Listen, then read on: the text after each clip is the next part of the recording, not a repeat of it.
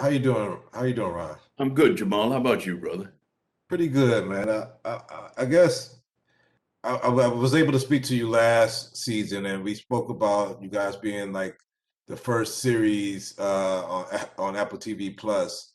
Um, my first question this year, I mean, when I think about the title and it's "Truth Be Told," and I think about our society's relationship to the truth, has it changed over the last decade or so? Like, do you think that we value the truth as much as we used to as a society?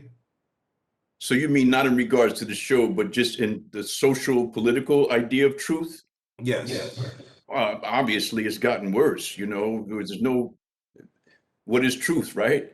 When you challenge truth, and depending on who you challenge, who you talk to, if you leave it to social media, then where do you find the truth? My truth and my historical truth comes from reading books and reading scholars. Anywhere from you know um, James Baldwin to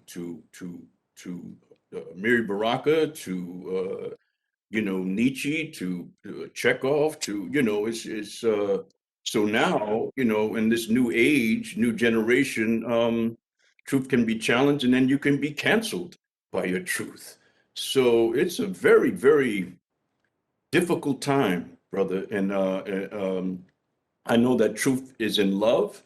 And if you can acknowledge it, there's truth there. There's truth in family, um, and there's truth in community. But even then, that truth is being challenged. And so I think one of the biggest jobs that we have as a community and as a people is to figure out how to trust one another again and believe in our own individual truth. Well, you spoke about truth and love and family, and in this season, I think that's really exemplified with your relationship with Octavia Spencer's character, Poppy.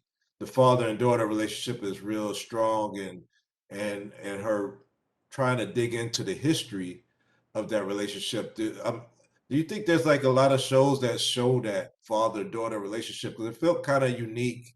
I mean, I have a lot of daughters. I know that you have Jasmine, who's a very talented daughter. Do you feel like that this show is unique in the way that it shows that real father-daughter relationship and that strong bond that you guys have on screen? Yes, especially African American fathers or Black fathers, I should say. As you probably know, the stigma of Black fathers is always being absent or not having the ability to not only raise but rear our children. So I think that's one of the unique things about Nichelle Tramble, the head writer, that brought back to this particular character. And it's one of the reasons why what drew me to this character was that there is some redeeming qualities. The same thing as what Dan Fogelman wrote with William in This Is Us. I'm very proud to be able to fill in the shoes of some of these men who I have known both of these men. Anytime I pray any kind of character like that, it has to come from my history, someplace from within myself. And I know a lot of men who have been incarcerated, who've come out of jail and raised their families, and become good people, loving people. And back to the beginning question that you said, this is what's going on with Poppy and Shreve. It's just challenging their truths, and there are hidden agendas that have gone on between their relationship. And Shreve is trying to find his truth with his daughter, and so that they both can reveal who they really are. And so some painful things come up that they have to confront.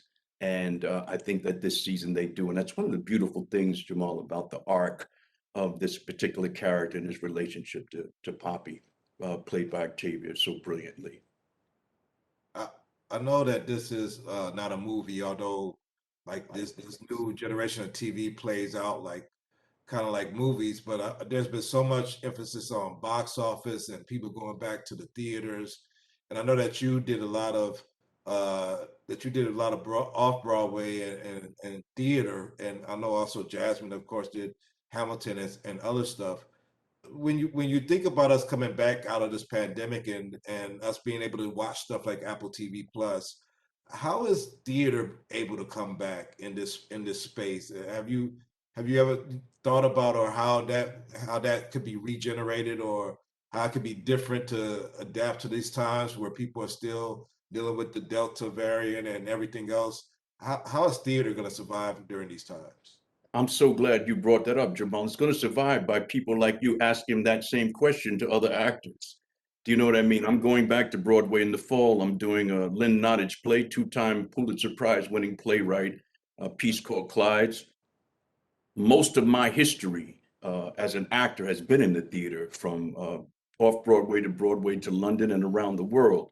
So I think it's going to help by more journalists like you bringing it into the question, talking with actors that also do not only television and film but theater, and clocking those theater credits. I don't get that question asked often, and most of my material and my knowledge of understanding of the craft of acting has come through the theater. So I think that's going to help survive by, first of all, getting through the pandemic and whatever that's